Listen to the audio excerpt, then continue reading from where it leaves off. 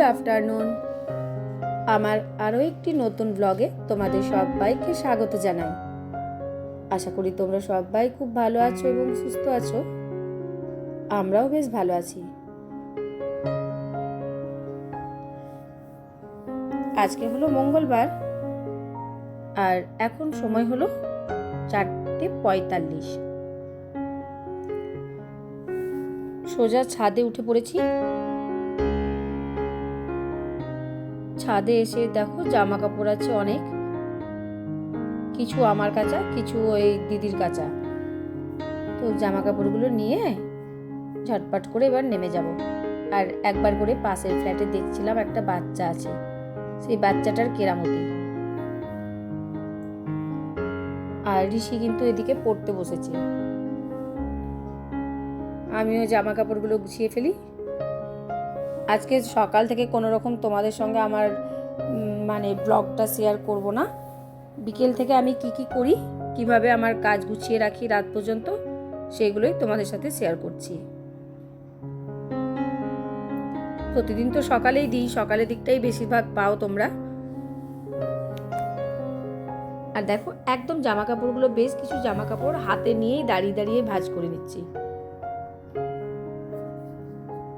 যখন যেমন হয়, কোনোদিন খাটে বসেই হয়তো করে নিই, আবার কোনোদিন আবার এখানে এসে দাঁড়িয়ে দাঁড়িয়েই করে নিলাম।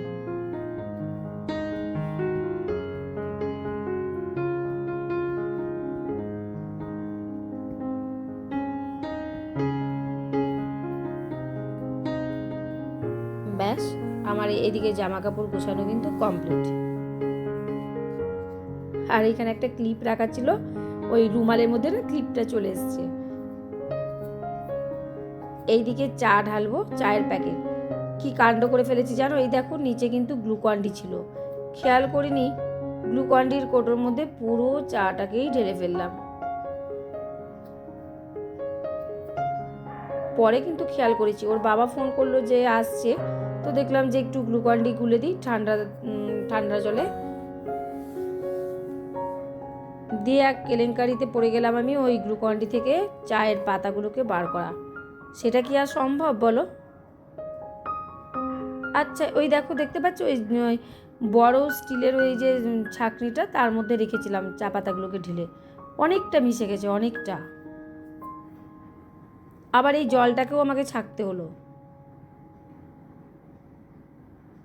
বেকার কাজ বেড়ে গেল একটা, আর কিছু না।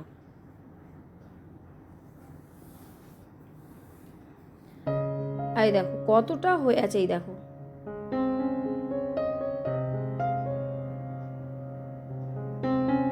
যাচ্ছে তাই একটা কাজ বেড়ে গেল। আমি একটু ঢালার সময় খেয়াল করিনি, আসলে গ্লুকন-ডির কোটোও নিয়ে এসেছি, আর বড় চা পাতাটায় যে কোটোটায় ঢেলে রাখবো সেই কোটোটাও নিয়ে এসেছিলাম। এবার ফাঁকা কোটোতে ঢালতে গিয়ে গ্লুকন-ডিটা যেহেতু নিচের দিকে ছিল, খেয়াল করিনি, ঢেলেই ফেলেছি। তো কি আর করা যাবে বলো। এবার দুজনের জন্য চা বানিয়ে নিচ্ছি।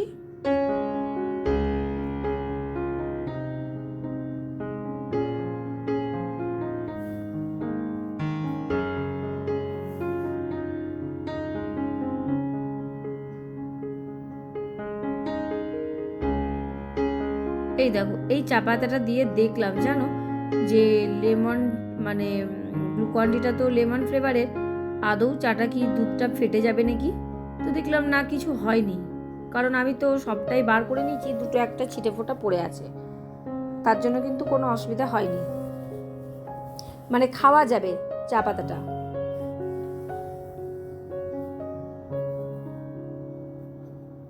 আর ঋষি কিন্তু ওর বাবার কাছে একটু ওই বায়োলজিটা দেখছিল। বাবা আসা মাত্রই বললো যে একটু আমাকে দেখিয়ে দাও।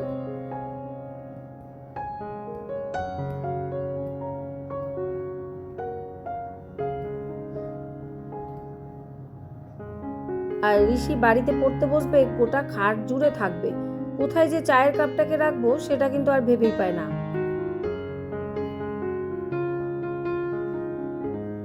একদিকে বায়োলজি বই, একদিকে কম্পিউটার বই, চারি চতুর্দিকে ওর ছড়ানো।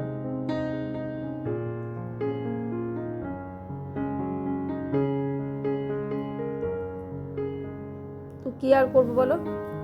দুপুরবেলায় শুয়ে থাকবে বলে আবার চাদরটাও রেখে দিচ্ছি, ওই এসিটা চালাচ্ছে গরমে। তারপর দেখো ওকে বললাম যে জানলাগুলো এবার খুলে দে। বললাম যে কত ফাঁকিবাজ, কোনো রকমে খুলে দিয়েছিল। তো যাই হোক, আবারও যে দুটো একটা জামা কাপড় ছিল সেগুলোকেও ভাঁজ করে রাখলাম ঋষির এই ড্রয়ারে। ওর ওই ঘরে পরার বারমুডা প্যান্টগুলোকে এই ড্রয়ারটায় ভরে রেখে দিই।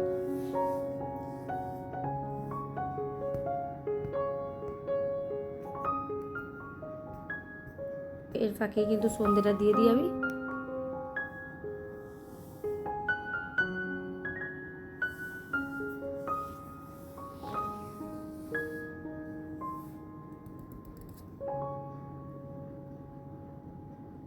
আর দিদি জামাইবু মা এসছে আবার বিকেলবেলায় আমার বাড়ি।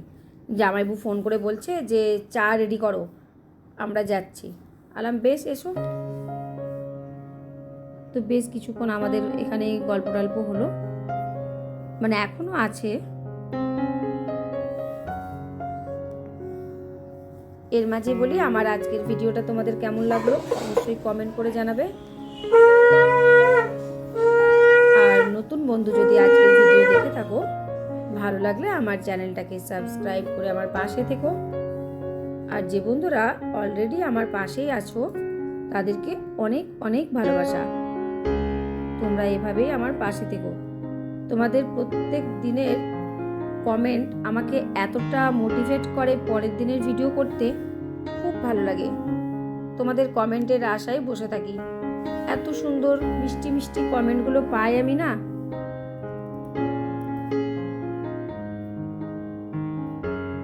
বেশ ভালো লাগে, কিছু বলার অপেক্ষা রাখে না। আর এই যে ঋষির বই সকালবেলায় যে স্কুল গেছিল, ওই বইয়ের ব্যাগ ট্যাগগুলো খালি করে গুছিয়ে ফেললাম।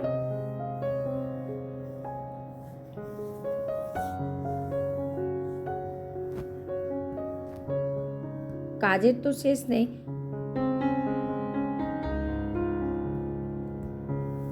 আমি রুটিটা করেছিলাম আর মা এনে দিয়েছিল ফুলকপি আলুর তরকারি, তার সাথে তো রাতে মিষ্টি আছে।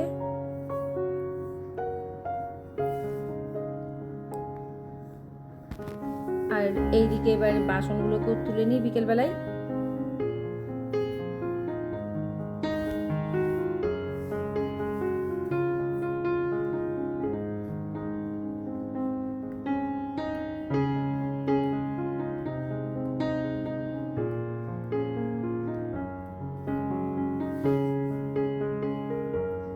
আমার কিন্তু এর মাঝে রুটি করাও হয়ে গেছে।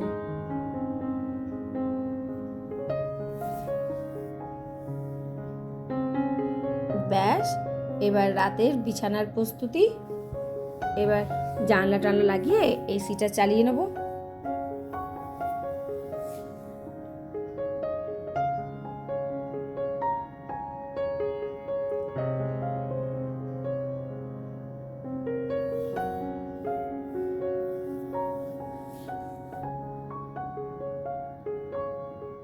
তাহলে আজকের মতন এখানেই ভিডিওটা শেষ করলাম। আবারও দেখা হবে তোমাদের সাথে এরকমই একটা ভিডিওর সাথে। তোমরা খুব ভালো থেকো।